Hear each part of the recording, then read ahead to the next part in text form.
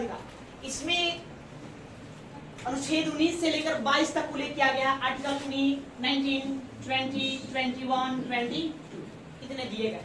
तो पहले हम आर्टिकल 19 को पढ़ेंगे। किसको? अनुच्छेद 19 को पढ़ेंगे। ये बहुत ही ज्यादा विस्तृत है।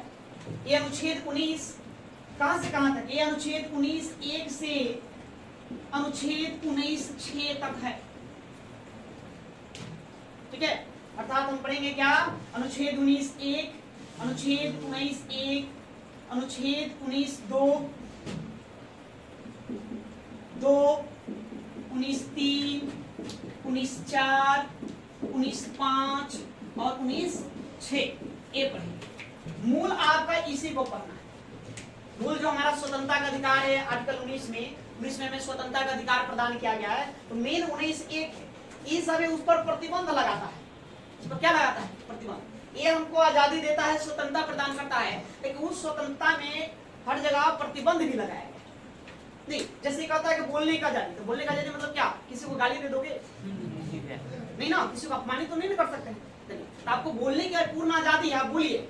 आपको वहां का व्यक्ति की स्वतंत्रता है, तो कहाँ नहीं बोलना है, क्या नहीं बोलना है, और किसी के बारे में प्रतिबंध लगाएगा कौन? नहीं, बस समझे। सम्मेलन बुलाने की आपको आजादी है। अब सम्मेलन बुलाइए, तो सम्मेलन बुलाएंगे तो सम्मेलन किस संदर्भ में ना बुलाना, उसका भी ध्यान रखना होगा। इसका बारे में उल्लेख करेगा अनुच्छेद 3।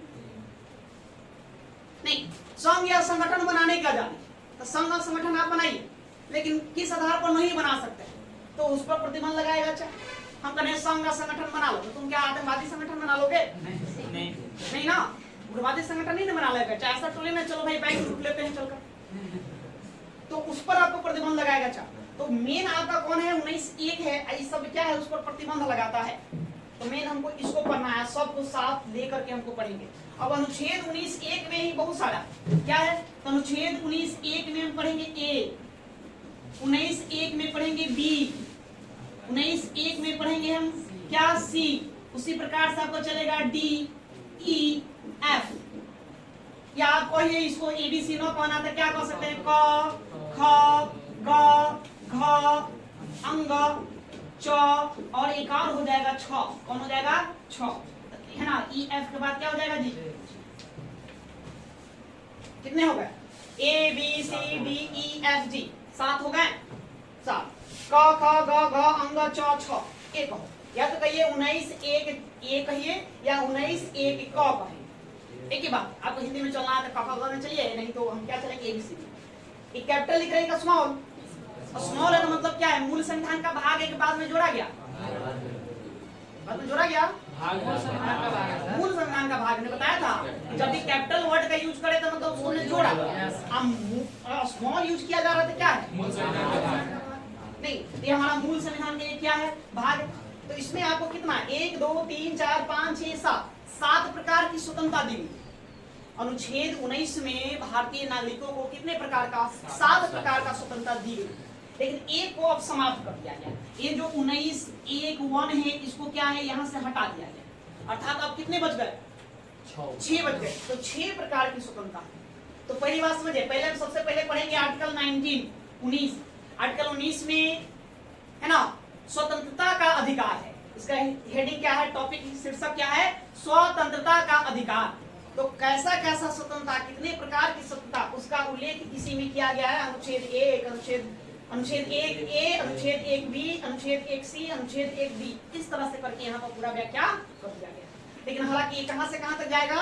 अनुच्छेद 1 से अनुच्छेद 6 तक जाएगा। समझ गए बात? तो चलिए, तो सबसे पहले हम इसमें पढ़ेंगे। लिखिए, पहले लिखने का थोड़ा सा काम करो, उसके बाद आगे चलेंगे। भारतीय संविधान के भाग 3 में,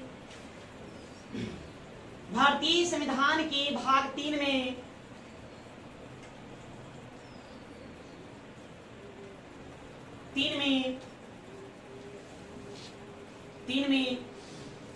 अनुच्छेद 19 से अनुच्छेद 22 तक,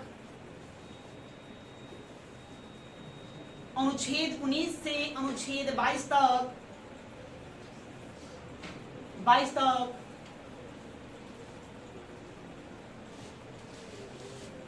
स्वतंत्रता से संबंधित मूल अधिकारों का, स्वतंत्रता से संबंधित मूल अधिकारों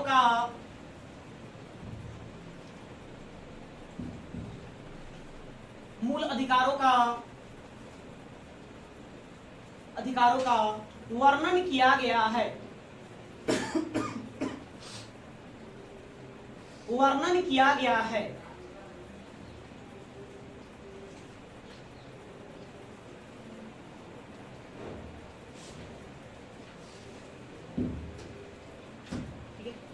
अब लिखिए अनुच्छेद 19, अनुच्छेद 19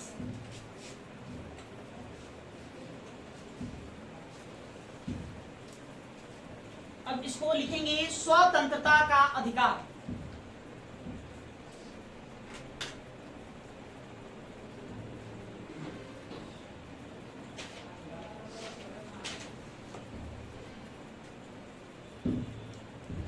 स्वतंत्रता का अधिकार ब्रैकेट में डालना है, उसका शीर्षक हो गया। यहां आपके बताया किस तरह से चलेगा। सबसे पहले स्वतंत्रता का अधिकार, ये हमारा मूल अधिकार होगा। मौलिक अधिकार में दूसरा मौलिक अधिकार क्या? स्वतंत्रता का अधिकार, जो अनुच्छेद 19 से कहां तक चलेगा? 22 तक। फिर हम अनुच्छेद 19 पढ़ेंगे, इसका भी हेडिंग क्या है? स्वतंत्रता का अधिकार है, स्वतंत्रता से संबंधित अधिकार है। इसमें कहां से कहां तक चलेंगे? अनुच्छेद 19 1 से अनुच्छेद 19 6 तक चलेंगे, जिसमें से अनुच्छेद 19 1 हमें विभिन्न प्रकार की स्वतंत्रता देता है और बाकी सब क्या कर रहा है? उस पर प्रतिबंध लगाता है, निषिद्ध करता है, उसको प्रतिषेध करता है। नहीं देखेंगे, भारतीय संविधान द्वारा अनुच्छेद 19 1 में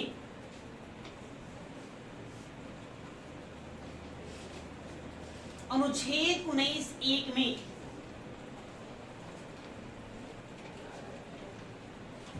1 में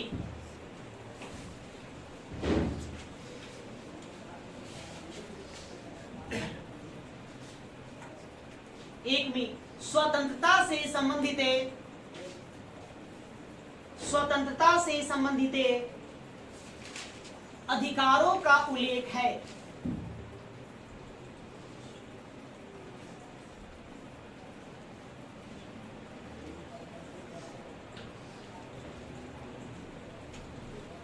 स्वतंत्रता से संबंधित अधिकारों का उल्लेख है,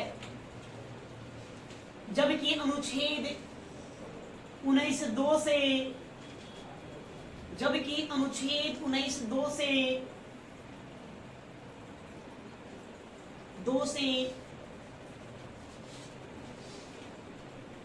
अनुच्छेद 19 6 तक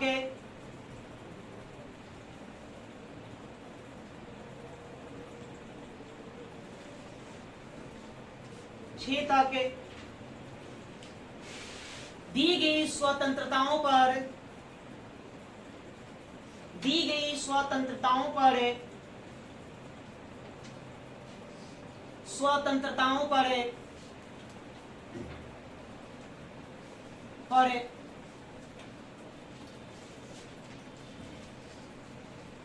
प्रतिबंध लगाने के अधिकारों का उल्लेख मिलता है या उल्लेख किया गया है।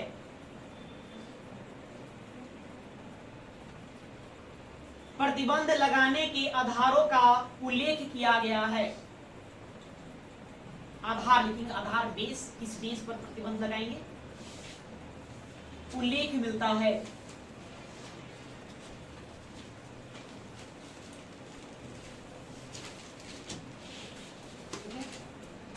अब पैराग्राफ छोड़ लिखेंगे, पैराग्राफ बदल के लिखिए।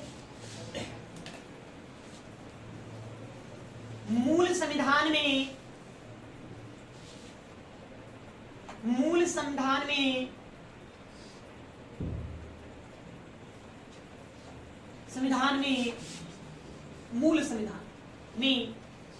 अनुच्छेद 19 1 के अंतर्गत अनुच्छेद 19(1) के अंतर्गत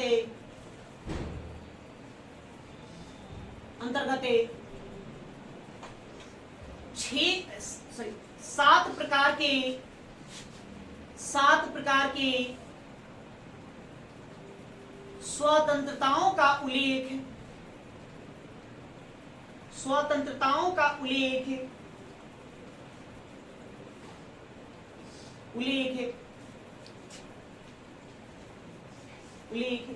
किया गया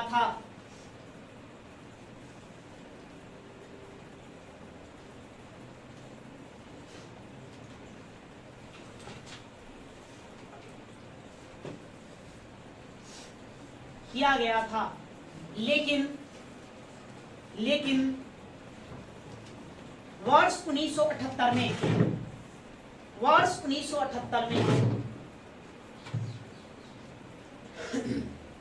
44वें संविधान संशोधन द्वारा 44वें संविधान संशोधन द्वारा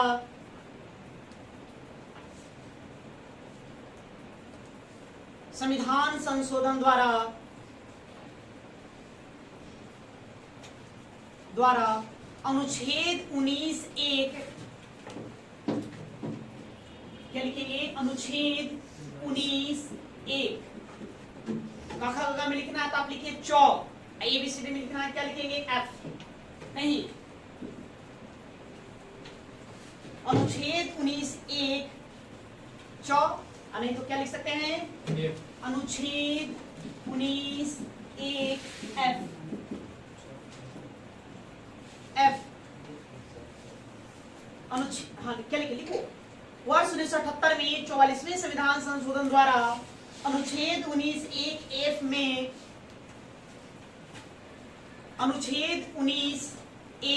में वर्णित संपत्ति अर्जित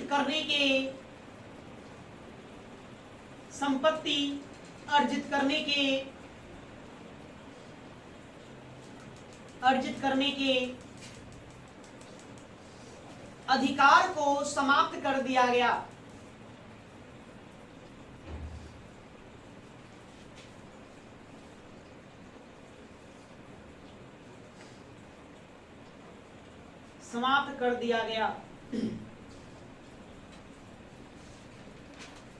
अतः वर्तमान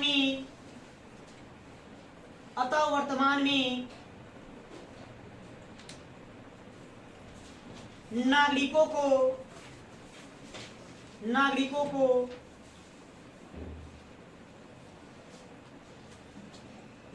को अधोलिखित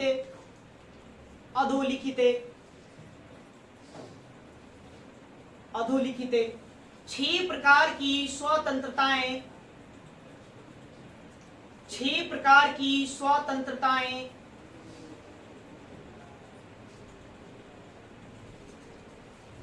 प्राप्त है।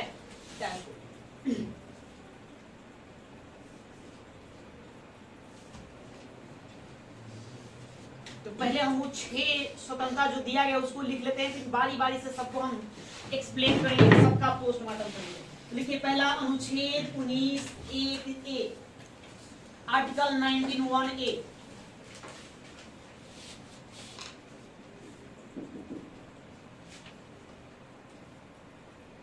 अनुच्छेद 19(1)(a) इसमें क्या उल्लेखित है? इसका शीर्षक क्या है? शीर्षक है वाक्य एवं अभिव्यक्ति की स्वतंत्रता, मतलब कह दो बोलने की स्वतंत्रता, बोलने की आजादी। ठीक है, अगली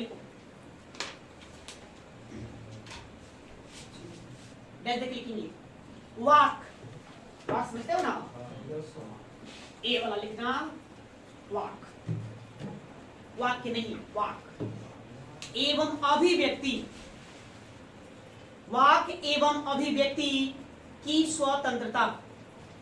अब दूसरा अनुच्छेद 19(1)(a) अस्त्र शस्त्र के बिना, अस्त्र शस्त्र मतलब हथियार, अस्त्र शस्त्र के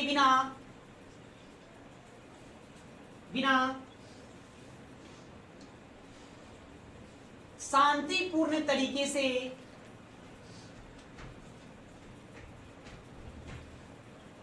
शांतिपूर्ण तरीके से सम्मेलन बुलाने की स्वतंत्रता, सम्मेलन बुलाने की स्वतंत्रता।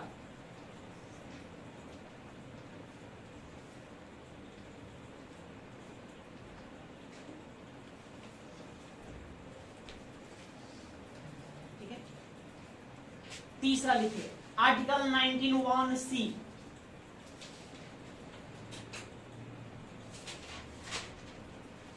Article 19(1)(c।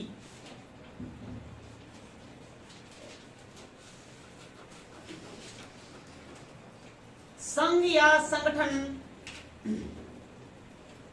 या संगठन बनाने की स्वतंत्रता, संघ या संगठन बनाने की स्वतंत्रता।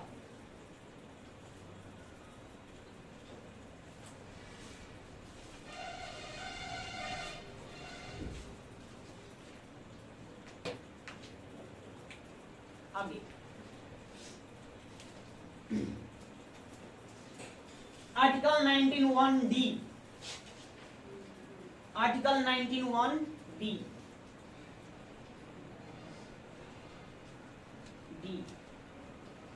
भारतीय राज्य में आबाद मतलब बिना रोक टोक के, आबाद बिना किसी बाधा का, आबाद आने जाने की स्वतंत्रता, आने जाने की स्वतंत्रता।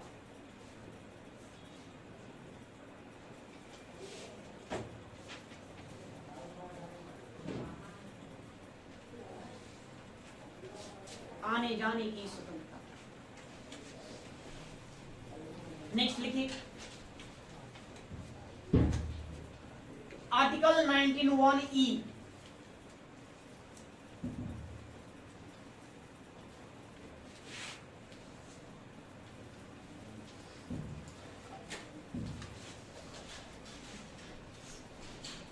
भारतीय राज्य में कहीं भी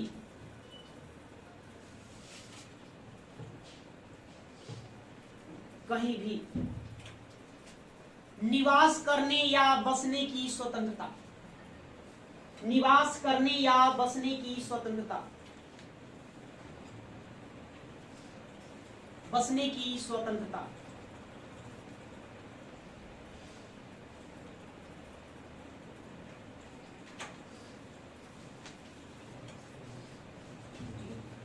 कितने हो गए? 5 हो गए। उसके बाद क्या एफ लिखना है?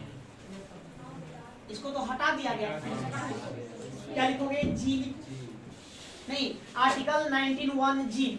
आगे आर्टिकल 19(1)(g। एफ नहीं, एफ को हटा दिया गया। जी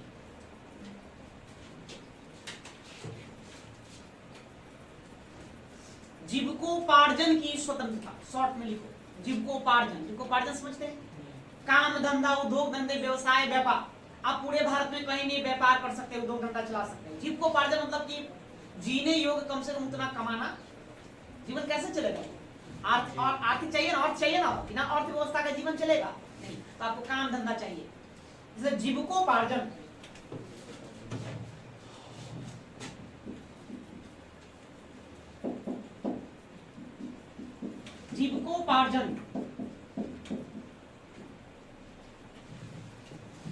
पार्जन की स्वतंत्रता।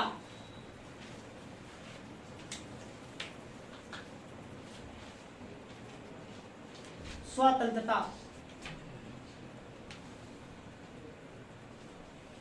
तो कितने प्रकार की स्वतंत्रता देखे? 6। पहला अनुच्छेद 19(a)। नहीं, वाक्य और अभिव्यक्ति की स्वतंत्रता मतलब बोलने की स्वतंत्रता, बोल सकते हैं, बोलने की आजादी।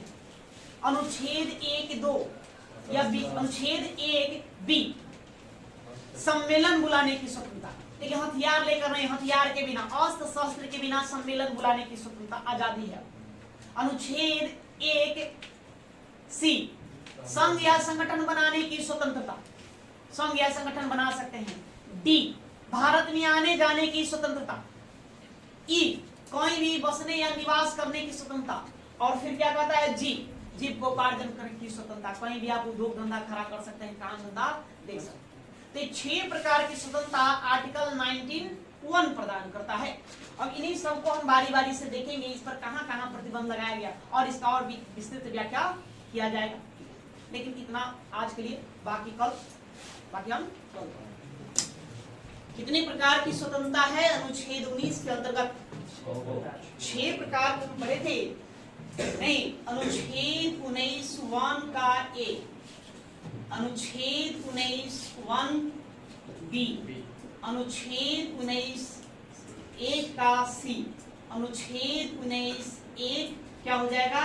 डी, अनुच्छेद 19(1) उसके बाद क्या होगा? डी के बाद ई, उसके बाद अनुच्छेद 19(1) एफ लिख दें? नहीं, क्या लिखे? जी। जी, इसमें हमने क्या देखा? वाक, अभिव्यक्ति, अभिव्यक्ति की स्वतंत्रता। ए में, बी में क्या है जी? हाँ, अस्त्र शस्त्र के बिना। नहीं, अस्त्र शस्त्र के बिना मतलब हथियार आपके पास ना हो, शस्त्र के बिना शांतिपूर्ण तरीके से, शांतिपूर्ण तरीके से सम्मेलन बुलाने की स्वतंत्रता, बुलाने की स्वतंत्रता। इसमें हमने ए देखा। उसके बाद सी में क्या है? संघ या संगठन, संघ या संघ एवं संगठन बनाने की स्वतंत्रता, ये हमने देखा। अनुच्छेद 19(1) डी में क्या है? हाँ, आबाद, भारत राज्य में, भारत देश में आबाद आने जाने की स्वतंत्रता, आने जाने की स्वतंत्रता। अनुच्छेद 19(ई) कहता है निवास या हाँ बसने की स्वतंत्रता एक। और जी कहता है जीविकोपार्जन, नहीं, जीविकोपार्जन की स्वतंत्रता। ये 6 प्रकार की स्वतंत्रता है। साथ ही एक और संपत्ति अर्जित करने की स्वतंत्रता थी, कहाँ? अनुच्छेद 19(1) एफ में। उसको हमने हटा दिया। कब हटाया?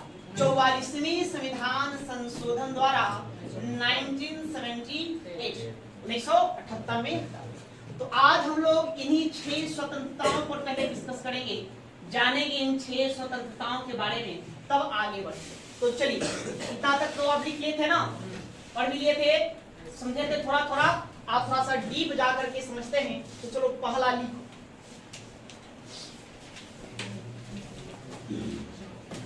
हाँ, क्या लिखेंगे? लिखिए वाक एवं अभिव्यक्ति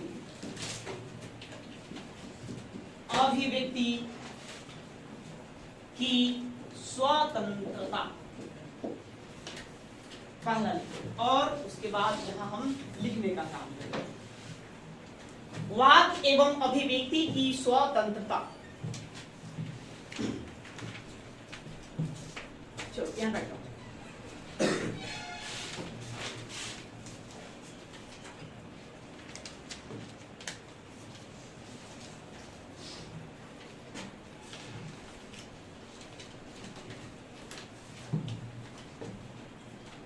वाक एवं अभिव्यक्ति की स्वतंत्रता।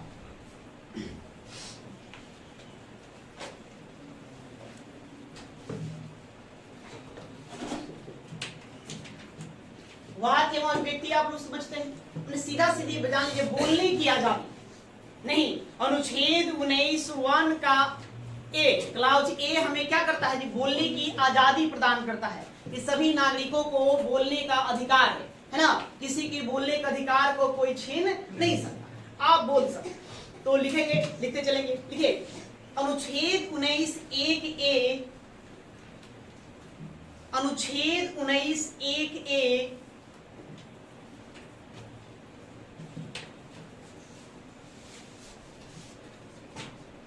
अनुच्छेद 19(1)(a) सभी नागरिकों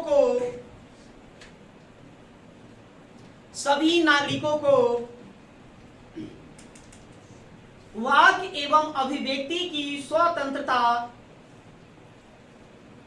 वाक एवं अभिव्यक्ति की स्वतंत्रता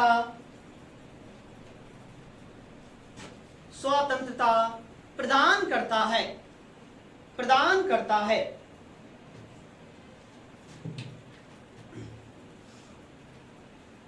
स्वतंत्रता प्रदान करता है।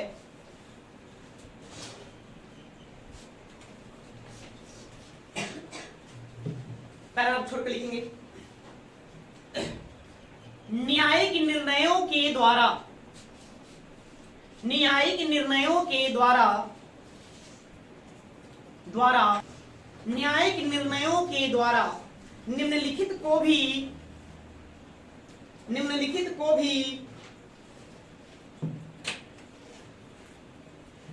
भी अनुच्छेद 19(1)(a) के अंतर्गत, अनुच्छेद 19(1)(a) के अंतर्गत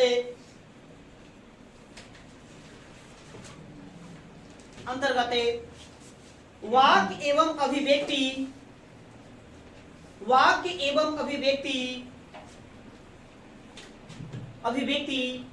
की स्वतंत्रता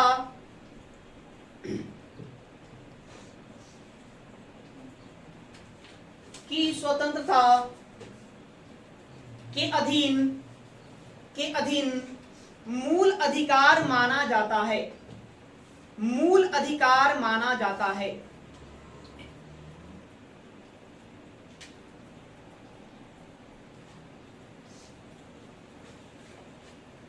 मूल अधिकार माना जाता है। ए अधोलिखित हैं, ए अधोलिखित हैं और डैश दे। अनुच्छेद 19(1)(a) के अंतर्गत सिर्फ इतना ही नहीं लिखा गया कि वाक एवं अभिव्यक्ति की स्वतंत्रता, यह हमारे मूल संविधान में लिखा गया। जब संविधान लिखा जाने जा रहा था तब हमने अनुच्छेद 19(1)(a) में क्या लिखा कि सभी नागरिकों को वाक एवं अभिव्यक्ति की स्वतंत्रता प्रदान की जाए। लेकिन समय समय पर कुछ मामले न्यायालय में जाते रहे तो न्यायालय में इसके ऊपर निर्णय दिया गया और बहुत सारे ऐसी बात बताया गया कि ये सब भी क्या होगा, अनुच्छेद 19(1)(a) के अंतर्गत वाक एवं अभिव्यक्ति की क्या होगी, स्वतंत्रता होगी। जैसे कि इसमें इसी के अंतर्गत आपका आ जाएगा प्रेस की स्वतंत्रता, प्रेस की स्वतंत्रता। ये हमारे संविधान में लिखा हुआ है नहीं, न्यायिक निर्णयों के द्वारा इसको बताया गया है। इसके द्वारा न्यायिक निर्णय का मतलब न्यायालय के द्वारा बताया गया कि प्रेस की स्वतंत्रता भी क्या होगा, अनुच्छेद 19(1)(a) के अंतर्गत वाक एवं अभिव्यक्ति की स्वतंत्रता ही कहलाएगा। यह मामला आया था साकल पेपर्स बनाम भारत संघ 1962 में यह निर्णय दिया गया था। कोर्ट में एक मामला गया था साकल पेपर्स, है ना। विधायिका ने कानून बनाया पेपर से संबंधित, पेपर के मूल पृष्ठों और उसकी संख्या से निर्धारित के संबंधित। तो साकल पेपर्स एक कंपनी का नाम है जो क्या किए, कोर्ट में एक याचिका दायर कर दिए। उसी के संदर्भ में न्यायालय ने यह कहा कि प्रेस की स्वतंत्रता भी वाक एवं अभिव्यक्ति की स्वतंत्रता के अंतर्गत ही माना जाए, है। इसे देखते हैं अखबार वाले अपना बातें को क्या करते हैं, लिखते हैं, लिख करके प्रसारित करते हैं, चलता है। तो ऐसे ऐसे बहुत सारे निर्णय हैं, 7-8 निर्णय है जिसको हमको समझना है, इसको लिखिए।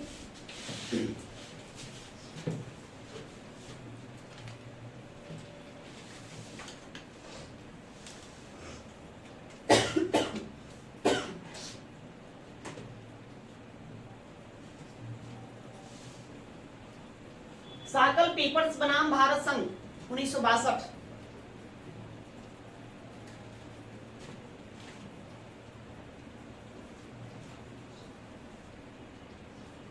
हो गया। दूसरा लिखिए, राष्ट्रीय ध्वज फहराने की स्वतंत्रता। राष्ट्रीय ध्वज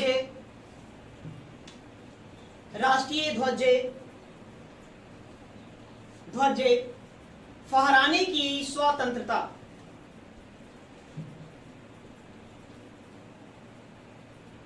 स्वतंत्रता क्वेश्चन लिखेंगे, नवीन जिंदल बनाम भारत संघ। नवीन जिंदल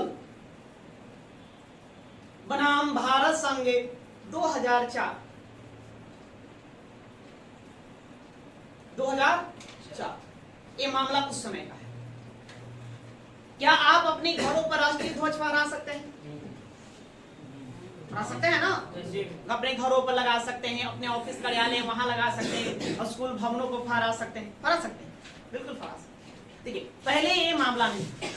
आप राजस्थान में कभी जयपुर जाएंगे तो आप देखेंगे जिंदल कंपनी के नाम सुने होंगे, हरियाणा राजस्थान के क्षेत्रों में कार्यरत है।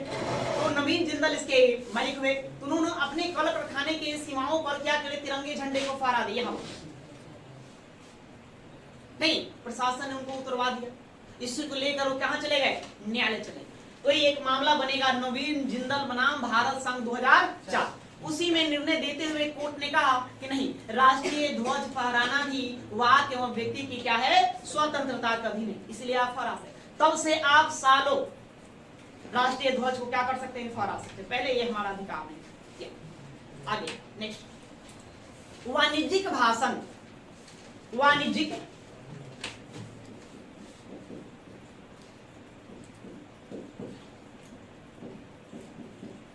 भाषण। वाणिज्यिक भाषण, वाणिज्यिक भाषण मतलब क्या? विज्ञापन। विज्ञापन विज्ञापन वाणिज्यिक भाषण की स्वतंत्रता। प्रचार प्रसार कर सकते हैं हम लोग कि नहीं कर सकते हैं? चलो हमने एक दुकान खोला, कपड़े का दुकान, कपड़ा बेचना है भाई, तो क्या हम उसका प्रचार कर सकते हैं? बिल्कुल भैया, एकदम धड़ल्ले से कर सकते हैं। क्यों? वाणिज्यिक भाषण, वही विज्ञापन की स्वतंत्रता हमको अनुच्छेद 19(1) देता, कोई रोक नहीं सकता कि आप क्यों आप इस तरह से प्रचार प्रसार कर रहे हैं। बिल्कुल कर सकते हैं। नेक्स्ट आगे, जानने का अधिकार। देखिए, जानने का अधिकार, राइट टू नो।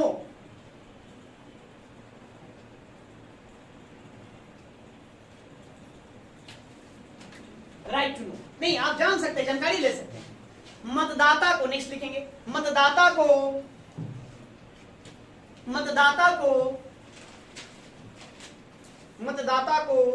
सूचना का अधिकार। सूचना का अधिकार, मतदाता को सूचना का अधिकार। इसका क्या मतलब? मतदाता को सूचना का अधिकार। हमारे क्षेत्र में मान लेते मुखिया जी का चुनाव चल रहा है, मुखिया का ग्राम पंचायत चुनाव, मुखिया सरपंच खड़े, तो मुखिया जी कैसे हैं उसके बारे में हम मतदाता हैं, वोटर से तो हमको जानने का अधिकार है। हम जान सकते हैं वो कैसे हैं, वो कहां तक पढ़े लिखे हैं, उनकी शैक्षणिक योग्यता क्या है, नहीं उन पर कोई आपराधिक मामला दर्ज है कि नहीं है, उनके पास कितने धन संपत्ति है, क्या वो लेनदार है कि नहीं है, ये सारी बातें हमको जानने का अधिकार। हम मांग सकते हैं जानकारी। कोई मांगता है? कोई नहीं। आप जानकारी मांग सकते हैं। एमएलए का चुनाव चलता है, विधायक जी कैसे हैं, तो विधायक जी के बारे में पूरा हमको डिटेल जानने का अधिकार। इसलिए देखिए, जब भी नॉमिनेशन फॉर्म फाइल होता है तो नॉमिनेशन फॉर्म में बहुत सारा डिटेल भरना पड़ता है। क्यों? आर्टिकल 19(1)(a) के तहत वो कहता है कि नहीं, अगर कोई मतदाता सूचना मांगेगा तो हम कैसे देंगे। इसीलिए जो नॉमिनेशन फाइल करे, जो चुनाव लड़ना चाहता है, उसी से कहते पूरा हमको विवरण दो, नहीं तुम्हारा नॉमिनेशन रद्द कर दिया जाएगा। आपको पूरा डिटेल विवरण देना होगा, आप कहां तक पढ़े लिखे हैं, नहीं आपकी शैक्षणिक योग्यता क्या है, कितना धन संपदा घर पर रखे हो, कितनी जमीन है, कितनी जायदाद है, कितना सोना है, कितना चांदी है, कितना गाड़ी है, नहीं सारा विवरण भरना होगा। यदि आपके ऊपर कोई आपराधिक मामला तो दर्ज नहीं है, कोई मुकदमा तो नहीं चल रहा, तो उसके बारे में भी आपको पूरा उस नॉमिनेशन फाइल में पूरा फिलअप करना होगा, दर्ज करना होगा। क्योंकि आर्टिकल 19(1)(a) आम जनता को, वोटर को, मतदाता को अधिकार देता है, को जान सकता है हमारा प्रतिनिधि कैसा है। नहीं, और कोई सूचना मांग देगा तो कहां से निर्वाचन आयोग देगा, इसलिए आपको पूरा डिटेलिंग। ठीक है, नेक्स्ट, प्रदर्शन या धरना का अधिकार। प्रदर्शन या धरना का अधिकार, प्रदर्शन या धरना का अधिकार।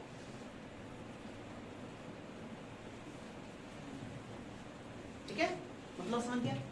हम प्रदर्शन कर सकते हैं, हम धरना दे सकते हैं, लेकिन तब तक जब तक वो हिंसात्मक ना हो। हिंसात्मक रूप से नहीं। आपको जुलूस निकालना है, निकालिए। धरना देना है, दो धरना। प्रदर्शन करना है, प्रदर्शन करो। नहीं, लेकिन अगर हिंसा करोगे तो फिर दिक्कत वाली बात। फिर पुलिस क्या करेगी? लॉ एंड ऑर्डर के मेंटेन करने के लिए, लोक व्यवस्था को बनाए रखने के लिए बल का प्रयोग करेगी। वही लाठी चार्ज हो जाता है। लोग कहते हैं ना, आप लोग सुनते होंगे खबरों में, नहीं कि पुलिस ने बर्बरता दिखाई, लाठी चार्ज किया। क्या क्यों वो करता है लाठी चार्ज? तो बस नियम यही है, आपको धरना प्रदर्शन करने का अधिकार है, लेकिन हिंसात्मक तरीके से नहीं, अहिंसात्मक रूप से। हिंसा नहीं करना है। इसलिए देखिए, हमारे राज्य में पटना में विधानसभा है। सरकार ने क्या किया? गर्दनी बाग में एक जगह निर्धारित कर दिया कि आपको धरना प्रदर्शन देना है, उस गर्दनी बाग में जाइए और वहां पर धरना प्रदर्शन दीजिए। सड़कों पर निकल कर नहीं है, सड़कों पर जाना है तो बिल्कुल ही शांति प्रिय ढंग से। अपने हाल ही में देखा, बिहार एसएससी विद्यार्थियों पर लाठी चार्ज हुआ।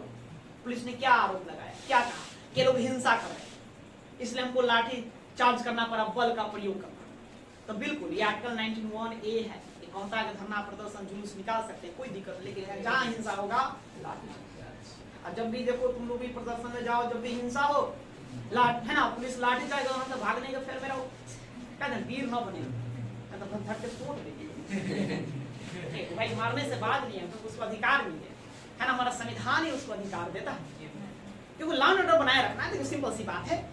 अब आप ठीक है, आप अपने अधिकारों को मांग कर लेकर के सड़कों पर उतर गए, धरना प्रदर्शन जुलूस कर रहे हैं, लेकिन उससे आम जनमानस को क्षति पहुंचेगी तो ठीक नहीं है।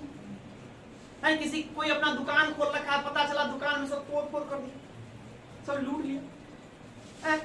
पटना में ऐसे एक बार मामला आया कि पता नहीं वो प्रदर्शनकारियों ने क्या किया, आंदोलन करते करते मोबाइल का पूरा दुकान लूट लिया, सब मोबाइल लेके भाग गए, तो लाखों रुपया का क्षति पहुंच गई। विदेश जाने का अधिकार, जाने का अधिकार लिखे मेनका गांधी बनाम भारत संघ 1978 1978।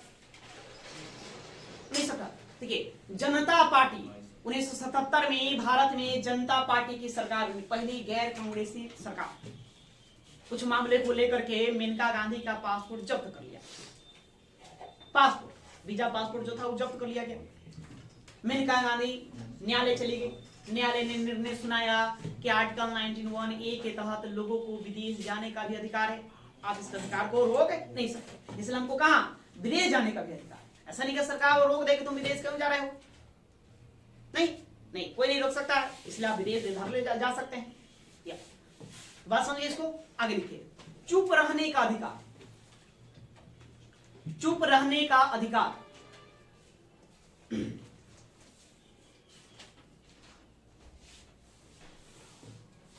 चुप रहने का अधिकार।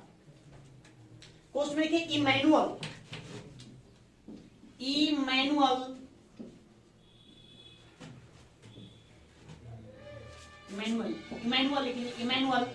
बनाम केरल राज्य 1986।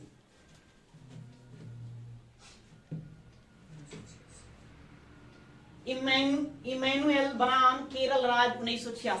ये मामला है जहां पर सुप्रीम कोर्ट ने केरल राज्य ने निर्णय देते हुए क्या कहा कि हमें चुप रहने का भी अधिकार है। किस मामले में? तो राष्ट्रगान के मामले में।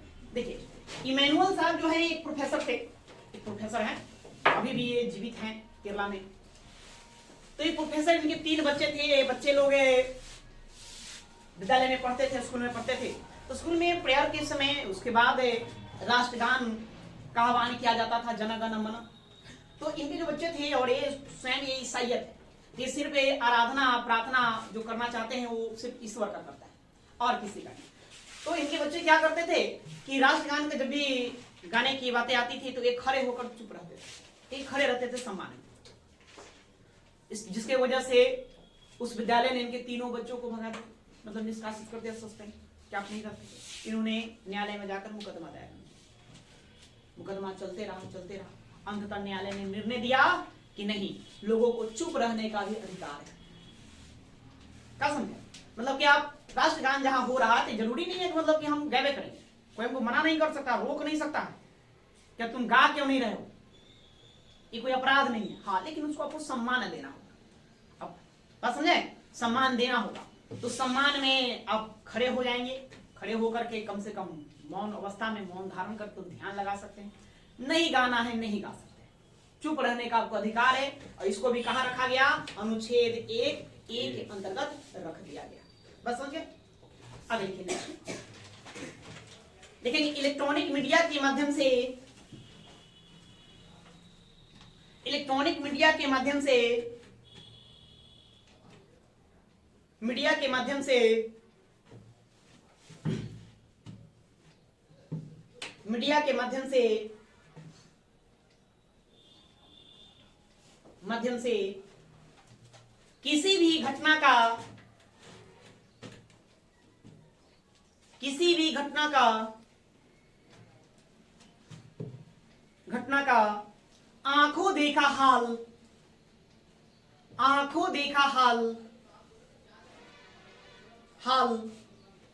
प्रसारित करने का अधिकार, प्रसारित करने का अधिकार, करने का अधिकार।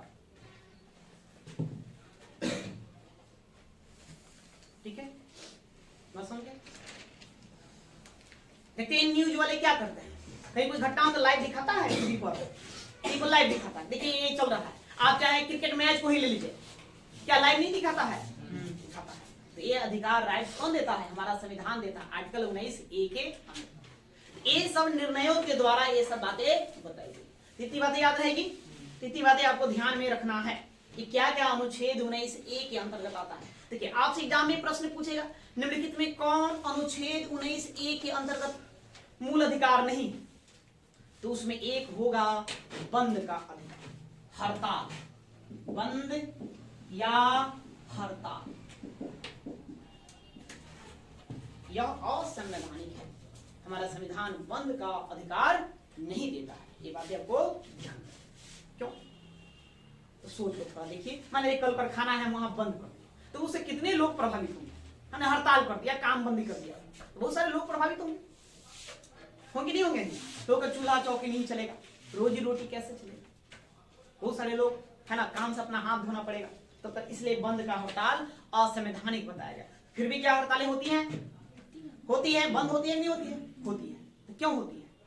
मैंने संविधान तो कहता है कि नहीं होगा, लेकिन व्यवहार में इसका उलट होता है। तो आपको व्यवहार में नहीं जाना है, संविधान क्या कहता है पहले उसको देखिए।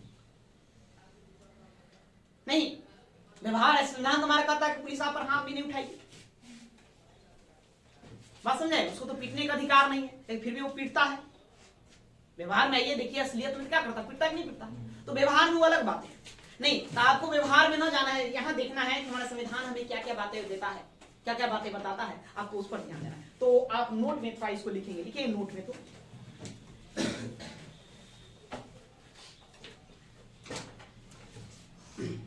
अनुच्छेद 19(1)(a) के अंतर्गत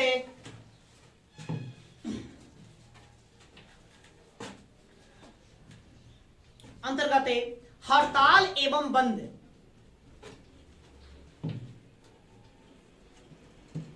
हड़ताल एवं बंद का अधिकार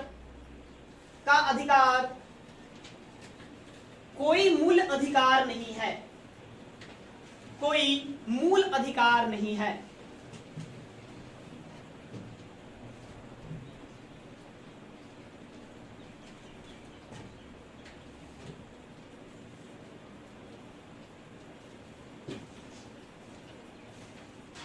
अतः बंद का आह्वान या आयोजन, अतः बंद का आयोजन, लिखिए सीधा से, अतः बंद का आयोजन,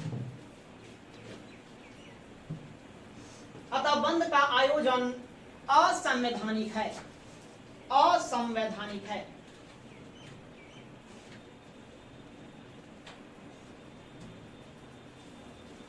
नहीं, उसको अंडरलाइन कर दीजिए। बंद का आयोजन और समय देना, अंडरलाइन करो, उस बात को आपको ध्यान देना है। यहाँ आपको ऑप्शन देगा छांटने के लिए, किस तरह देता है? छांटने के लिए। बता दे बताइए निम्नलिखित में कौन अनुच्छेद 19(1) के अंतर्गत मूल अधिकार नहीं है? तो क्या रहेगा ऑप्शन में? बंध का अधिकार रहेगा। तो आपको उसको क्या करना है?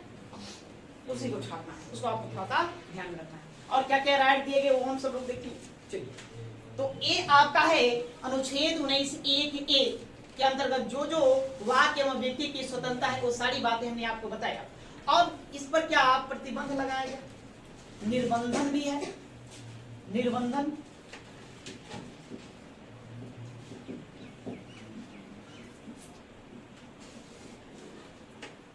बिल्कुल निर्बंधन है, मतलब प्रतिबंध, क्या कर सकते हैं? प्रतिबंध। प्रतिबंध भी है, बिल्कुल प्रतिबंध है। ठीक है, 19(a) B C D E F भी लिखे नहीं, G ये है। इन सब पर प्रतिबंध लगाया गया, किसके द्वारा? अनुच्छेद 19(2), अनुच्छेद 19(3), अनुच्छेद 19(4), अनुच्छेद 19(5, ठीक है। और उसके बाद अनुच्छेद 19 कितना? 7। ये सब क्या करता है? प्रतिबंध लगाता है। 6 उसमें नहीं, प्रतिबंध नहीं। इसमें क्या करता है? प्रतिबंध लगाने का काम करता है। तो अनुच्छेद 19(1) में जो बातें लिखा गया है उस पर आपको प्रतिबंध किस आधार पर लगाया जाएगा? उन आधारों का उल्लेख कहाँ मिलेगा? अनुच्छेद 19(2) में मिलेगा। ओके, तो अब थोड़ा सा हम प्रतिबंध देख लेते हैं, किस किस बात का प्रतिबंध लिखेंगे। देखिए, अनुच्छेद 19(2) हम नीचे से लिखेंगे। अनुच्छेद 19(2) में उन आधारों का उल्लेख है, उन आधारों का उल्लेख है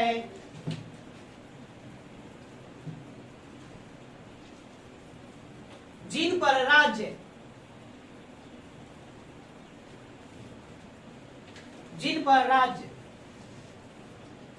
जिन पर राज्य वाक्य एवं अभिव्यक्ति की स्वतंत्रता, जिन पर राज्य वाक्य एवं अभिव्यक्ति की स्वतंत्रता, स्वतंत्रता पर प्रतिबंध, पर प्रतिबंध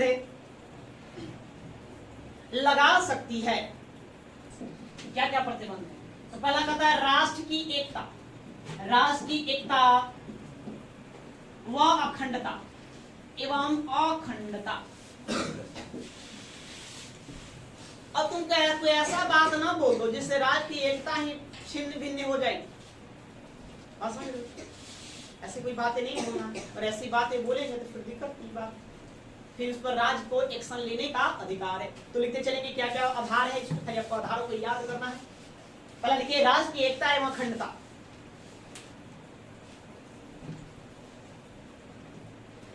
एकता एवं अखंडता, इसके विरुद्ध नहीं जा सकता। दूसरा, नेक्स्ट, राष्ट्रीय सुरक्षा का मामला, राष्ट्रीय सुरक्षा का मामला।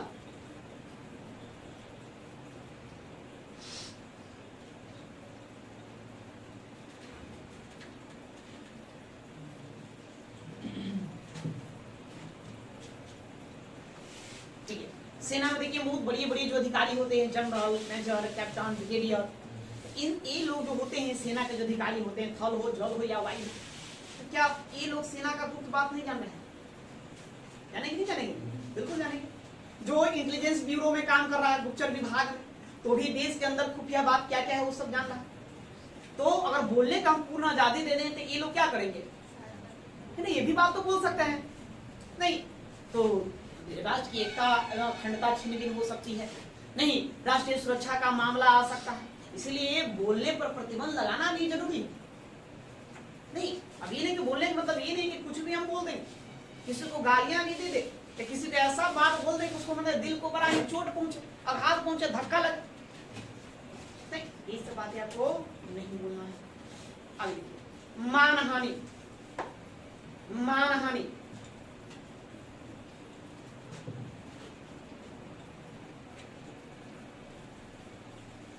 मानहानि समझते हैं?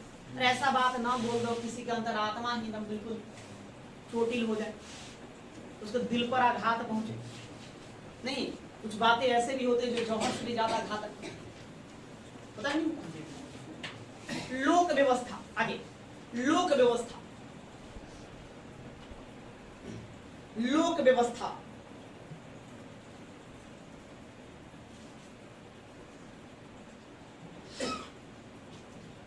लोक व्यवस्था समझ गए।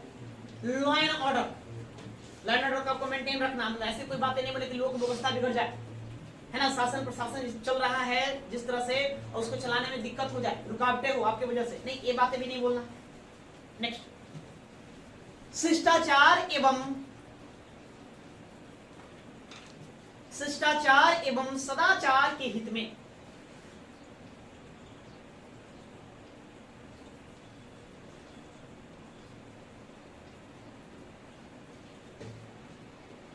समझ गया वो शिष्टाचार सदाचार क्या है? अच्छी बताइए, क्या हम किसी को घूर सकते हैं कि नहीं? नहीं, घूर नहीं सकते, ठीक है। क्या मन है तो इसको हम घूर सकते हैं? ना घूरेंगे ना, घूर नहीं सकते। अरे घूरने से भी मुकदमा दायर हो जाए, है ना। हमारा संविधान घूरने का देश है, किसी को तुम घूर नहीं सकते। सोचो घूरने पर यहाँ दंड है, तो मारने पर क्या दंड नहीं होगा? नहीं, लेकिन यहाँ आदमी तो धड़ल्ले से सब कुछ कर सकते, पता उठा उठा के बाजार दे ना जी, लपड़िया भी देता छोटा छोटा बात को लेकर। नहीं, सब गलत बात, ठीक है, सब पर प्रतिबंध लगाएगा। तो क्या लिखे?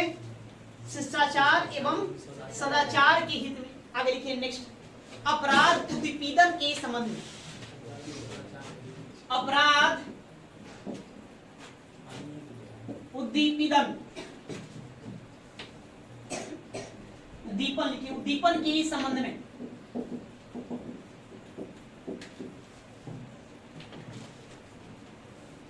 अपराध उद्दीपन के संबंध में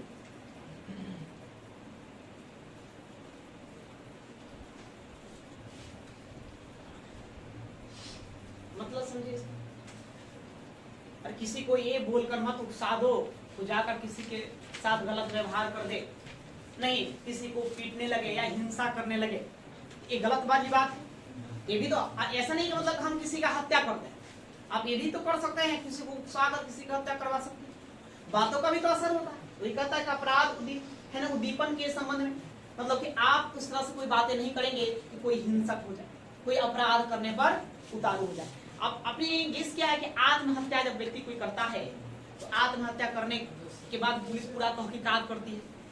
तो किसी घर में कोई आत्महत्या कर लेता है तो घर के लोग भाग जाते हैं, फरार हो जाते हैं। जनरली आप हम लोग ग्रामीण क्षेत्र से बिलोंग करते हैं तो देखते हैं क्यों भाग जाते हैं।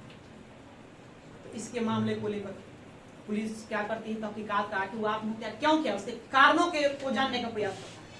किसी ने के उकसाने के अनुसार कर लिया, या कोई उसको इस तरह से प्रताड़ित किया कि मजबूरन आकर वो आत्महत्या कर लिया, नहीं। तो किसी को उकसाना भी क्या है, गलत।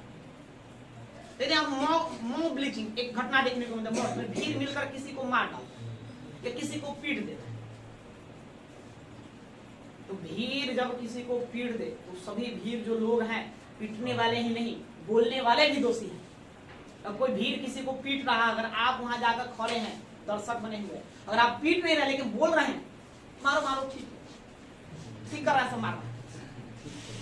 कुछ लोग होते हैं ना जी, भीड़ में जाकर कहते हैं ना ना ठीक नहीं, वो भी दोषी है, बोलने वाला भी। मतलब आप अपराध को क्या करें, बढ़ावा दे रहे हैं, तो बोलकर बढ़ा ही ना रहे उसको जी। हाँ, तुम जाकर मना भी तो कर सकते हो, भाई काहे के लिए मार रहे हो, जाने दो, गलती कर दिया मानते हैं, चोरी कर दिया या कुछ भी कर दिया मानते हैं, कर दिया उसने, ठीक है, रहने दो। लेकिन जाकर ना ठीक किया, मारो मारो, तो फिर आपने अपराध को बढ़ाया, बढ़ावा दिया, ये गलत है। आप ये बोलने पर आपका प्रतिबंध है, आप ऐसा बोल नहीं सकते। आप भी उसके साथ दोषी, आप भी उतना ही दोषी है जितना वो पीटने वाला दोषी, ठीक है। या इन सब बातों पर आपको ध्यान रखना होगा। और लिखिए एक और बात है, न्यायालय की अवमानना, न्यायालय की अवमानना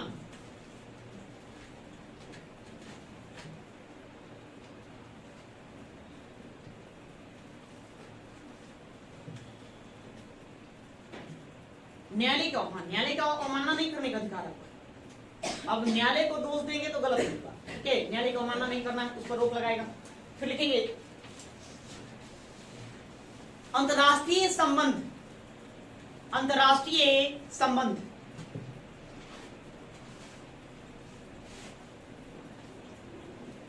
अंतरराष्ट्रीय संबंध।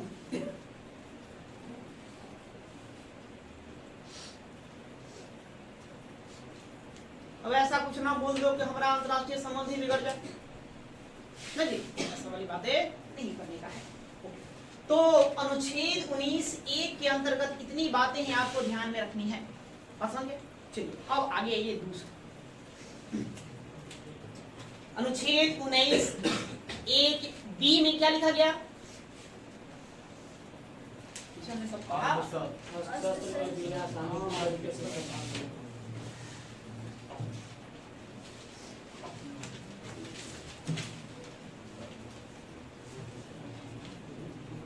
सभा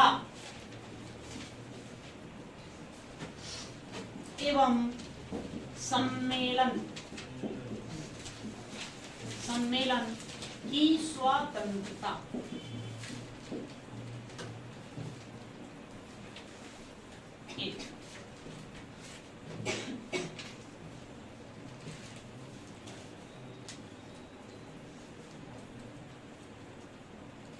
सभा एवं सम्मेलन की स्वतंत्रता।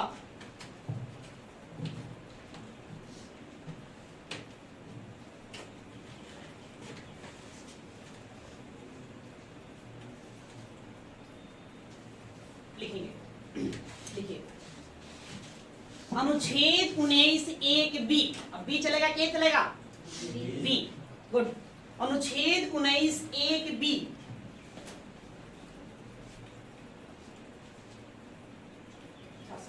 शॉर्टकट में मारो, उतना पूरा डिटेल लिखने की आवश्यकता नहीं है। आप इसकी जगह है ना ये शब्द का प्रयोग कर सकते हैं आर्टिकल, नहीं आप इसकी जगह पर हाँ ऐसे तुम शॉर्टकट मारो, थोड़ा समय बचाओ,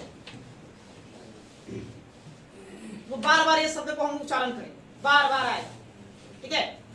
चलिए अनुच्छेद 19(1) बी के अंतर्गत सभी नागरिकों को, सभी नागरिकों को,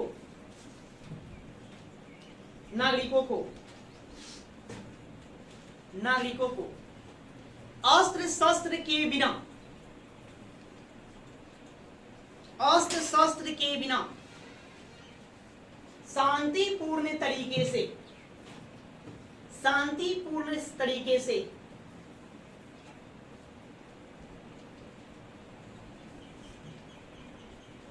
से वह अपने विचारों के प्रचार प्रसार के लिए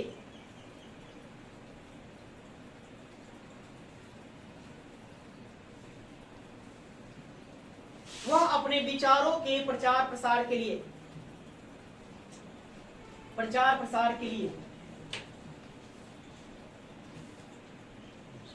सभा एवं सम्मेलन, सभा एवं सम्मेलन, सम्मेलन का आयोजन कर सकता है, का आयोजन कर सकता है।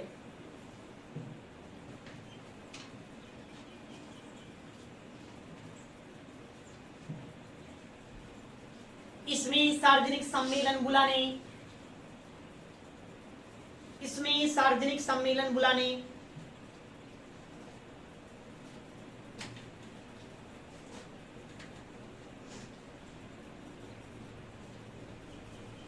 बुलाने, सभा करने, सभा करने तथा जुलूस निकालने का भी अधिकार है।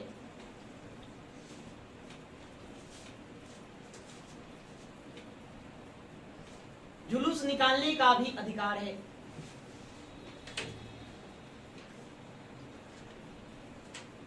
अधिकार है, ठीक है। तो आर्टिकल 9(1), आर्टिकल 19(1)(b) क्या कहता है? आप संघ एवं सम्मेलन बुला सकते हैं, लेकिन कैसे? शांतिपूर्ण तरीके से, अस्त्र शस्त्र के बिना नहीं, क्या बिना कि सब राइफल ले लेके पहुंच जाए, चलो भाई मीटिंग है, क्या करोगे, राइफल लेके पहुंच जाओ, क्या रहेगा, दिक्कत वाली बात है ना। सभा में मीटिंग में पता चला गर्मा गर्मी होकर फायरिंग शुरू हो जाए, इसलिए तो लॉ एंड ऑर्डर बिगड़ सकता है, लोक व्यवस्था बिगड़ेगी, दिक्कत है।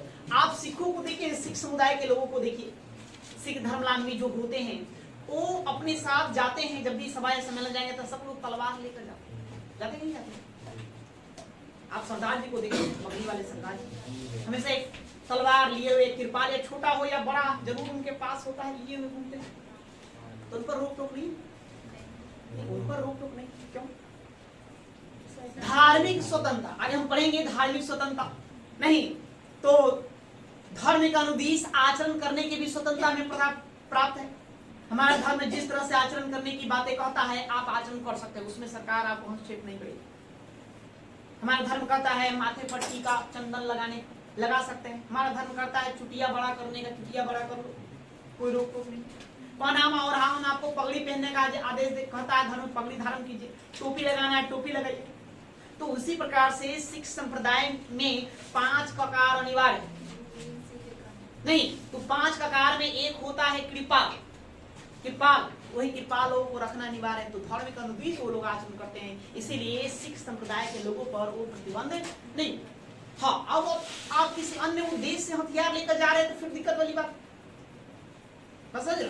हाँ, तो इसलिए सभा और सम्मेलन बुलाइए, लेकिन कैसे, शांति तरीके से, अस्त्र शस्त्र के अगर हथियार लेकर बैठ गया तो फिर दिक्कत नहीं, फिर राज्य आप पर क्या लेगी, एक्शन ले लेगी, उस पर प्रतिबंध लगा देगी, ठीक है, इसको ध्यान रखिए। और इस पर भी क्या है, प्रतिबंध है, इस पर भी क्या है, प्रतिबंध है कुछ मामलों को लेकर। तो इसका उल्लेख कहाँ मिलेगा, अनुच्छेद 19(2) में कि 3 में? अनुच्छेद 19(2) में किस पर प्रतिबंध लगाया गया, अनुच्छेद 19(1)(b) पर लगाया गया है, तो अनुच्छेद 19(3) में मिलेगा। 3 के तहत यहाँ पर क्या लगाया जाएगा, प्रतिबंध, तो लिखेंगे नेक्स्ट, देखिए अनुच्छेद 19(3) के अंतर्गत है, अनुच्छेद 19(3) के अंतर्गत है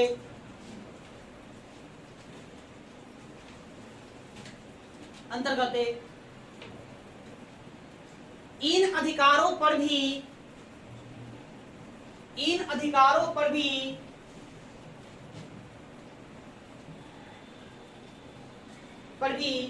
निम्नलिखित आधार पर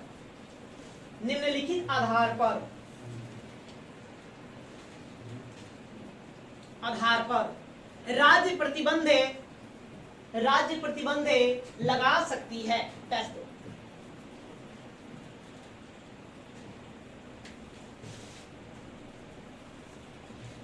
राज्य प्रतिबंध लगा सकती है,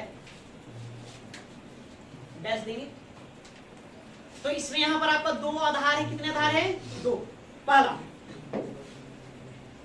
पहला लिखिए, राष्ट्र की एकता एवं अखंडता,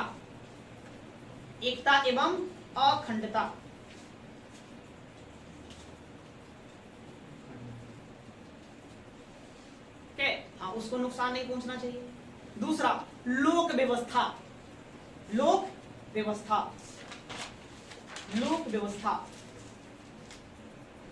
इसको नुकसान नहीं पहुंचना चाहिए,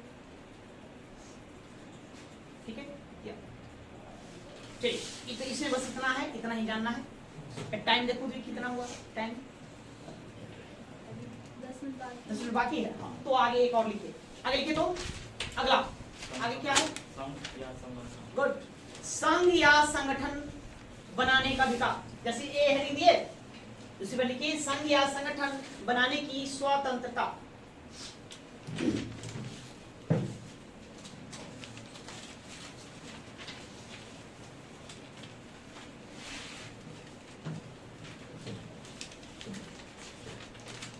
संघ या संगठन बनाने की स्वतंत्रता हेडिंग दिए, तो ए कहां मिलेगा, सी 19(1)(c) इसमें मिलेगा।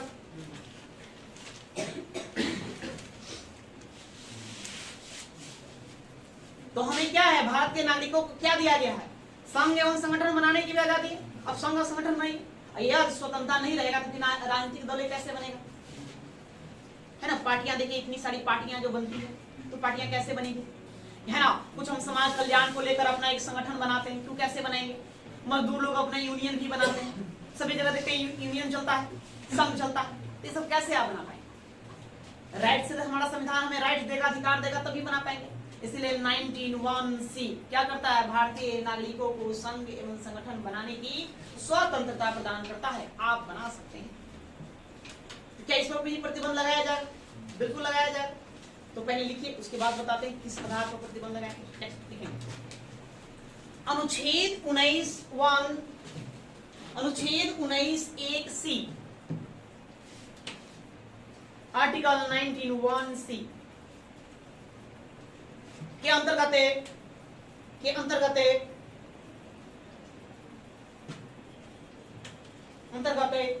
नागरिकों को संगठन या संघ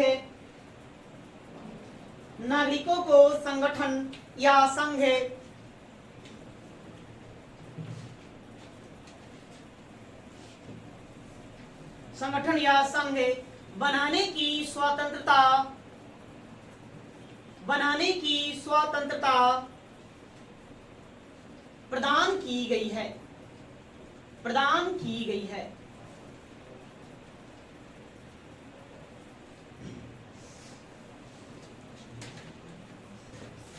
यह एक महत्वपूर्ण अधिकार है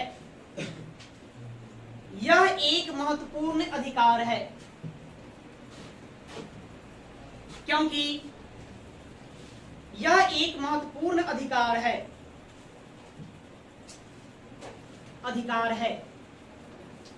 क्योंकि यह संसदीय लोकतंत्र का आधार है।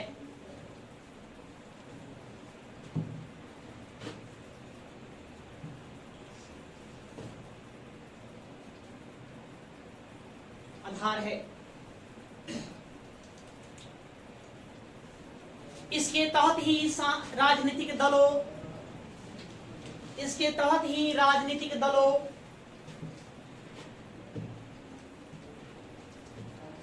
श्रमिक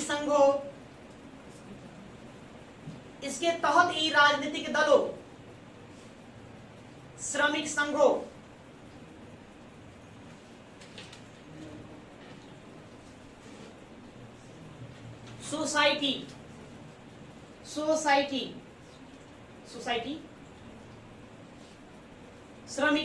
सोसाइटी साझेदारी, पार्टनरशिप, हम लोग पार्टनरशिप करते हैं, साझेदारी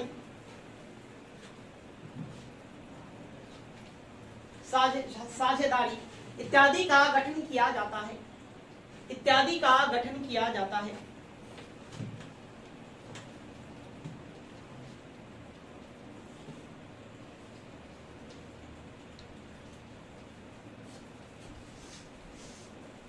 क्लियर है बात? समझे? अब इस प्रतिबंध की बातें करेंगे तो प्रतिबंध कहाँ मिलेगा? अनुच्छेद 2 में, 3 में, 4 में, 5 में। अनुच्छेद 4 लिखिए आगे। अनुच्छेद 19(4)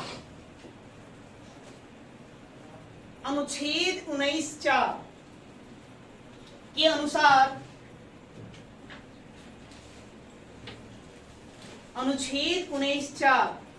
अनुसार राज्य निम्नलिखित तीन आधारों पर, इसलिए 3 बेस से 3 आधार है, 3 आधारों पर इस पर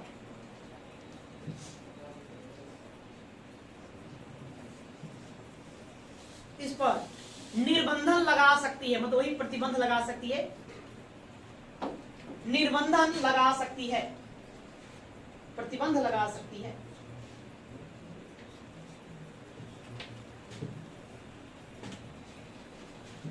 तो क्या क्या आधार? वही पहला जो हमने इसके पहले लिखा, राष्ट्र की एकता एवं अखंडता। क्या तुम मतलब संगठन बनाने का दे, क्या आतंकवादी संगठन बना दोगे जी? उग्रवादी कुछ ऐसा ग्रुप बना दोगे कि मिलकर चलो भाई बैंक लूट ले, कहीं डाका डाल दे? गलत बात है। इस पर आपको क्या होगा? प्रतिबंध होगा। जहाँ राष्ट्र की एकता एवं अखंडता ढूंढी हो रही है, खंडित हो रही है, वहां आपको प्रतिबंध लगा दिया जाए। नहीं, लोक व्यवस्था बिगड़ जाए वहां आपको प्रतिबंध लगाया जा सकता है। ऐसा संगठन नहीं बना सकते हैं जिससे लोक व्यवस्था में हम क्या कर दे, बिगाड़ दे। सदाचार के हित में अब दो चार लोग संगठन बना के चलो, कोई कहे ना पीट आते हैं, ये गलत बात है कि सही बात है? गलत बात है। फिर भी तो हमारे समाज में होता है, हम लोग ग्रामीण क्षेत्रों से संबंध रखते हैं तो देखते हैं होता है।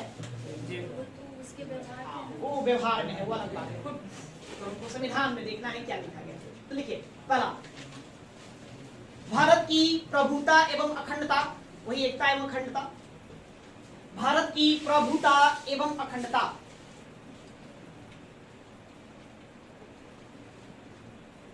अखंडता, लोक व्यवस्था, लोक व्यवस्था, दूसरा लिखिए लोक व्यवस्था,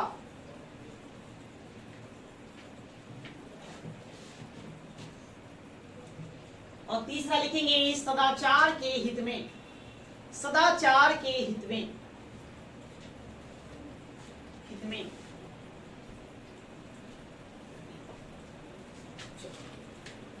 ठीक है, बात सुन के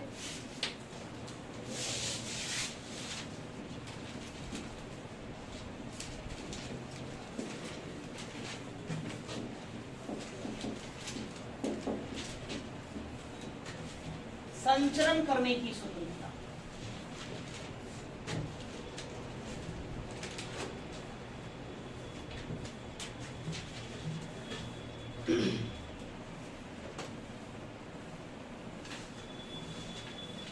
कहा मिलेगा यह अनुच्छेद 19(1) डी, 3 होगा ना, 3। तो लिखिए इसमें काम करेंगे। अनुच्छेद 19(1) डी, अनुच्छेद 19(1) डी समस्त भारतीय नागरिकों को, समस्त भारतीय नागरिकों को, नागरिकों को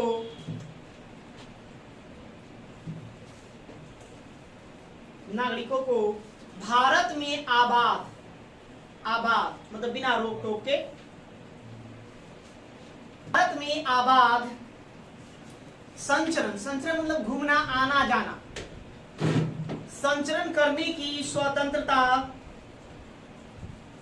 संचरण करने की स्वतंत्रता प्रदान करता है।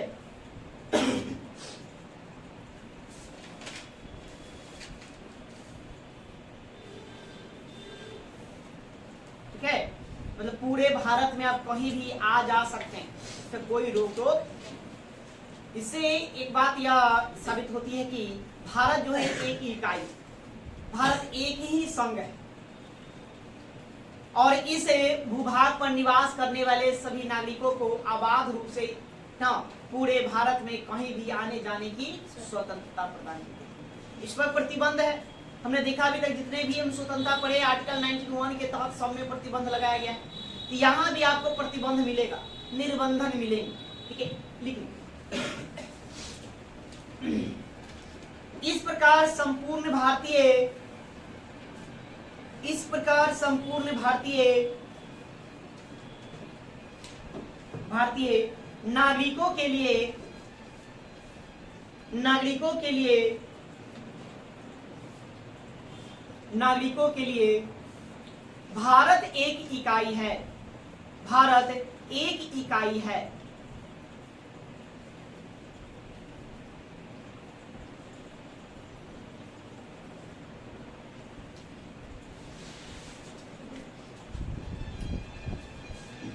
अब इसका प्रतिबंध क्या है लिखेंगे। अनुच्छेद 19(5) पैराग्राफ छोड़ लिखिए। अनुच्छेद 19(5) के तहत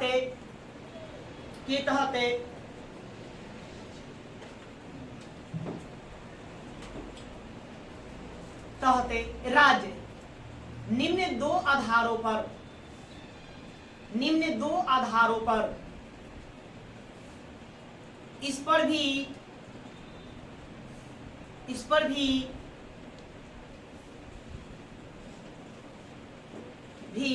निर्बंध निर्बंधन लगा सकती है, निर्बंधन लगा सकती है।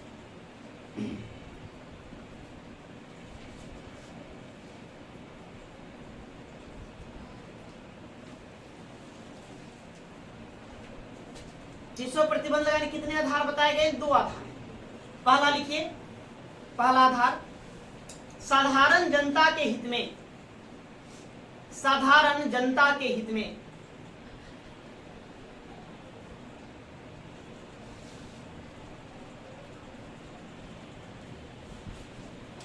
मतलब इसका सिंपल सा बात समझेंगे कि आम जनमानस के जान माल की जहां खतरा हो वहां आपको जाने से सरकार क्या कर सकती है? रोक सकती है। राज्य वहां जाने नहीं देगी।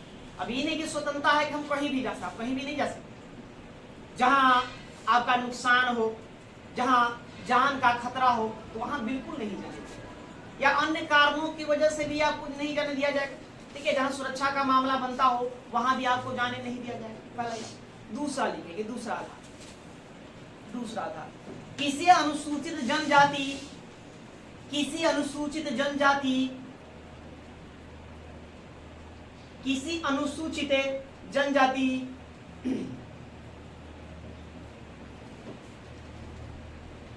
जनजाति के हितों के संरक्षण के लिए, के हितों के संरक्षण के लिए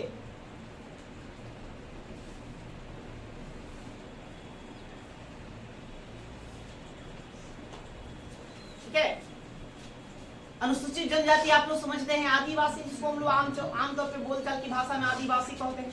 तो आदिवासियों के लिए कुछ क्षेत्र निर्धारित किए गए, संरक्षित किए गए। तो उनके संरक्षण को लेकर, उनके बचाव को लेकर वैसे जगहों पर भी आपको जाने नहीं दिया। तो संचरण की स्वतंत्रता, बस इतना ही, ज्यादा नहीं समझना। आगे लिखिए, निवास की स्वतंत्रता। नेक्स्ट, निवास की स्वतंत्रता।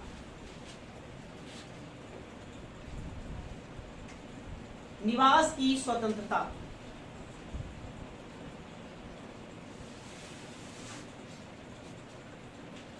संचय की स्वतंत्रता अनुच्छेद 19(1)D में है। कहां मिलेगा? अनुच्छेद 19(1)E में मिलेगा। इसमें है निवास की स्वतंत्रता, मतलब कि आप आजाद हैं, स्वतंत्र हैं, पूरे भारत में कहीं भी बसने के लिए, रहने के लिए, निवास करने के लिए कोई रोक टोक नहीं है। लेकिन यहाँ भी फिर प्रतिबंध लगाया जाएगा।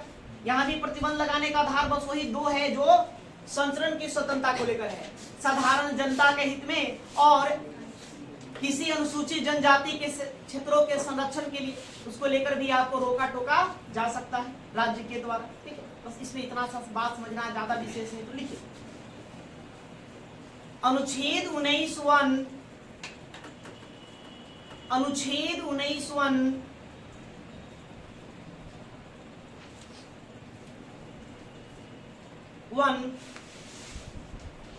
E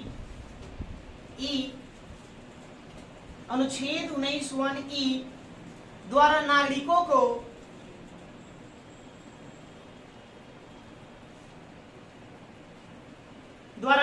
को भारत क्षेत्र में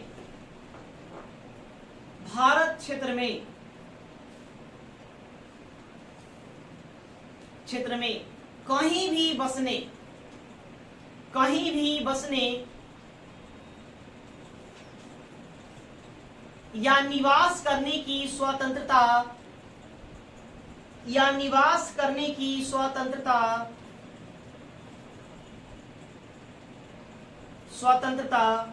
प्रदान की गई है। कहीं भी बसने या निवास करने की स्वतंत्रता प्रदान की गई है।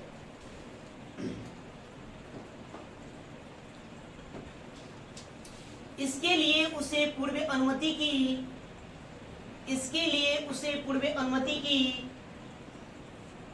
आवश्यकता नहीं है।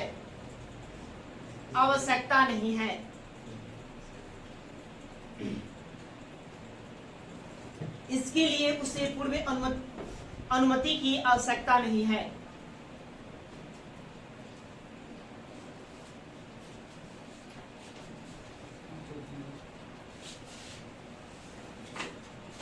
ठीक है, आप कहीं भी बस सकते हैं, अनुमति लेने की जरूरत नहीं। लेकिन राज्य इस पर प्रतिबंध लगाएगी, इस पर बिल्कुल इस पर भी प्रतिबंध लगा सकती है। हमने अभी बताया इसके लिए भी क्या आधार है, तो वही दो आधार है जो संचरण की स्वतंत्रता के लिए उससे संबंधित। इसके लिए क्या दो आधार बताए? साधारण जनता के हित में, जहां आपका जान माल की क्षति हो वहां आपको बसने नहीं दिया जाएगा। इसमें अब तुम कहोगे कि हम पहाड़े में बसना पसंद करें, ऐसा संभव है? होगा हम हिमालय पर हमको बसने दीजिए ना, ऐसा नहीं कर सकते।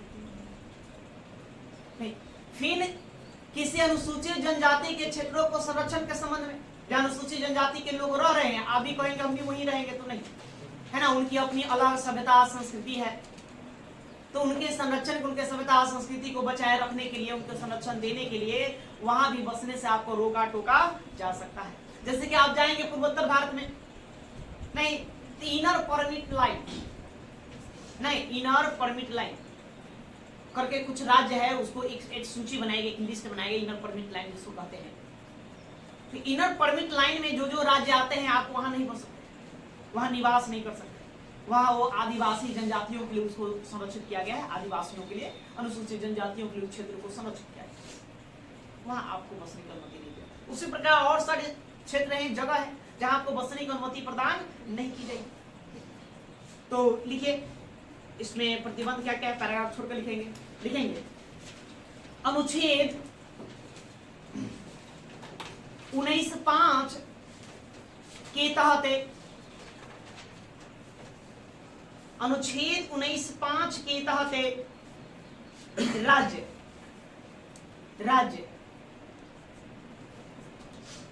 निम्नलिखित आधार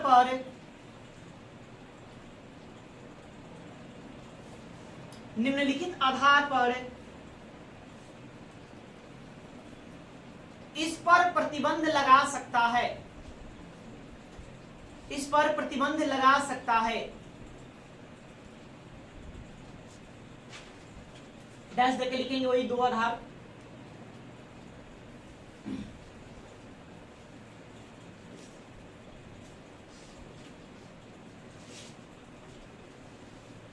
वही दो आधार लिखिए। साधारण जनता के हित में,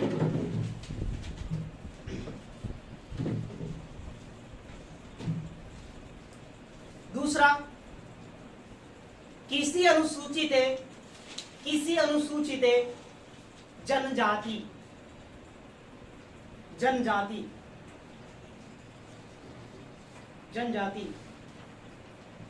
क्षेत्रों के संरक्षण के लिए एक लास्ट आर्टिकल 19 में 6 प्रकार की स्वतंत्रता दी गई है। हमने 5 देखा, अब छठा देखेंगे और लास्ट देखेंगे। इसको लिखिए, उपजीविका की स्वतंत्रता या जीविकोपार्जन लिख सकते हैं। उपजीविका की स्वतंत्रता, उपजीविका की स्वतंत्रता, या फिर लिख सकते हैं जीविकोपार्जन की स्वतंत्रता।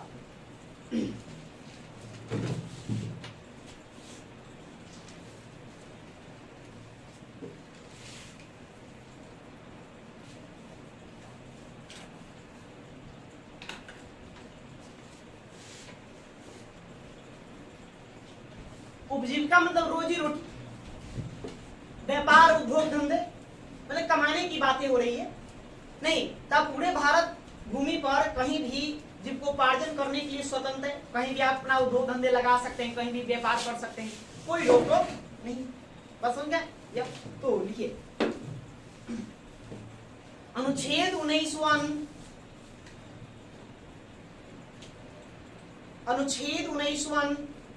एफ लिखे कि जी लिखे? जी। हाँ, एफ नहीं जी। अनुच्छेद 19(1) जी के द्वारा भारत के सभी नागरिकों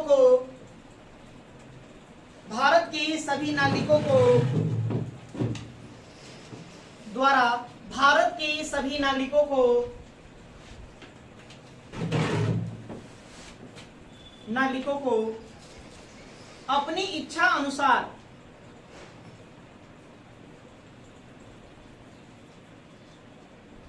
अपनी इच्छा अनुसार कोई भी वृत्ति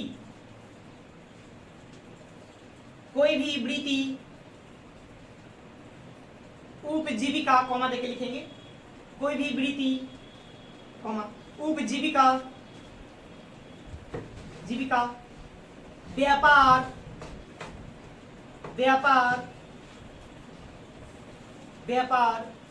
अथवा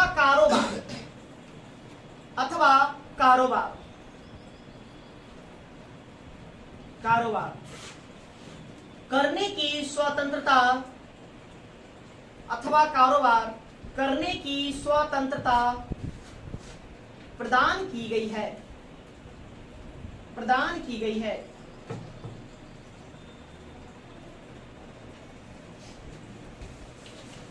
ठीक है, तो आप कोई भी रोजगार कर सकते हैं, कोई रोक। अच्छा, मान लेते हम कोई कारोबार चालू कर दें, क्या उसको हमको बंद करने का भी अधिकार है? बंद करने का भी अधिकार, जहां हमको रोजगार देने का अवसर प्रदान करता है संविधान, वहीं पर हम बंद भी कर सकते हैं, उसमें कोई दिक्कत वाली बात नहीं। तो एक लाइन उसको भी जोड़िए। व्यापार करने के अधिकार में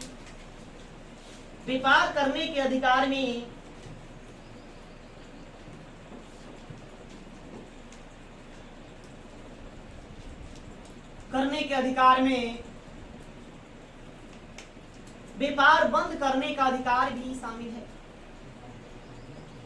व्यापार बंद करने का अधिकार भी शामिल है।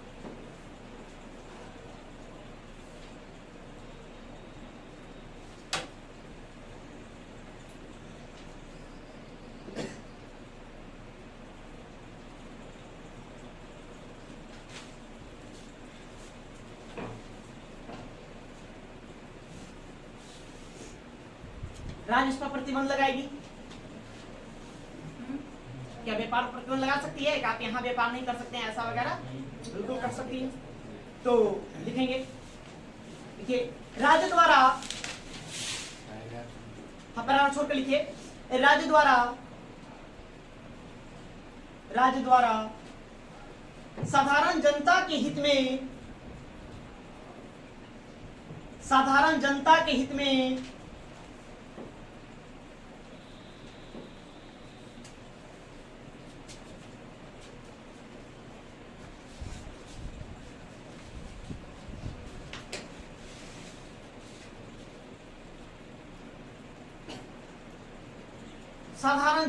हित में इस पर प्रतिबंध लगाया जा सकता है।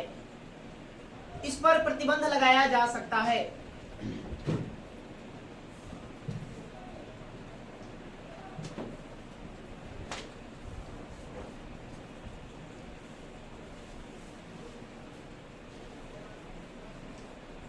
इसको इस पर एक वाद लिख लीजिए।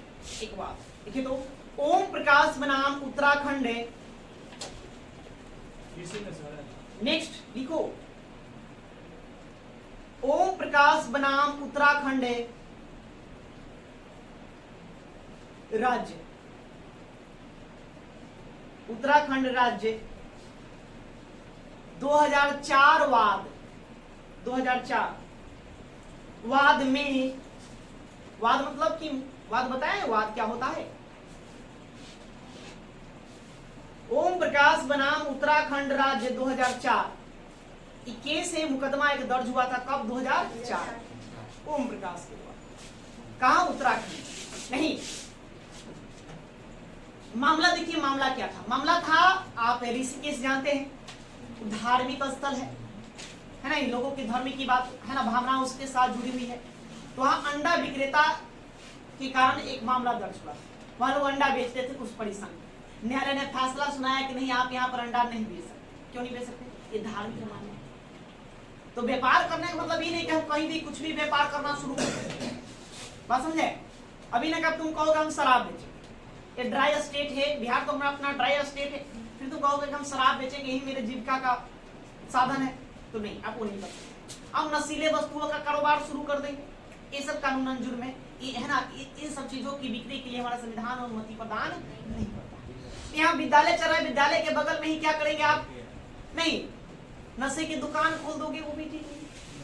तो इन सब के आधार पर राज्य क्या कर सकती है, प्रतिबंध लगा सकती है।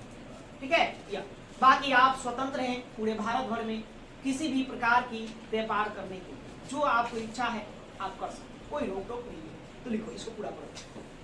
ओम प्रकाश बनाम उत्तराखंड राज्य 2004 वाद में न्यायालय ने निर्णय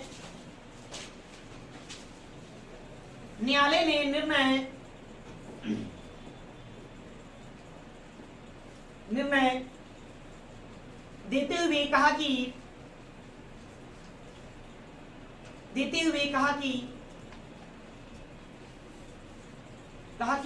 ऋषिकेश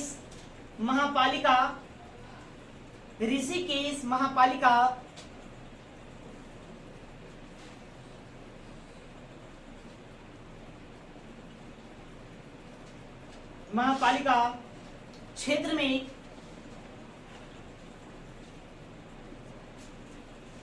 अंडा बिक्री प्रतिबंधित है। अंडा बिक्री प्रतिबंधित है।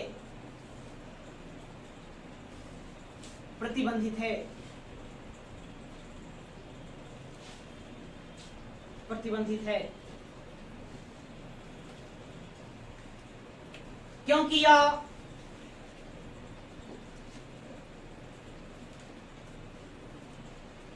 यह साधारण जनता के हित में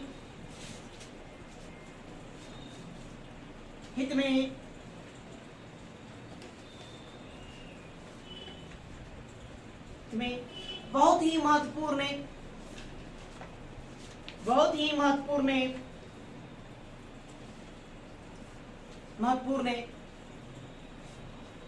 धार्मिक एवं सांस्कृतिक क्षेत्र है। धार्मिक एवं सांस्कृतिक क्षेत्र है।